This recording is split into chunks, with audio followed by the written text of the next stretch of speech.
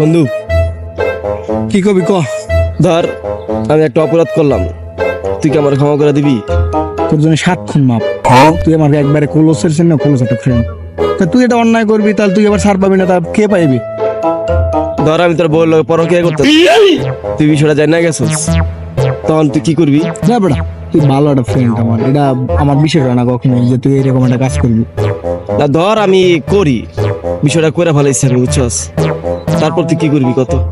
তুই এটা আমার ক্লোজ ফ্রেন্ড, তোরে আমি অনেক বিশ্বাস করি, ঠিক আছে?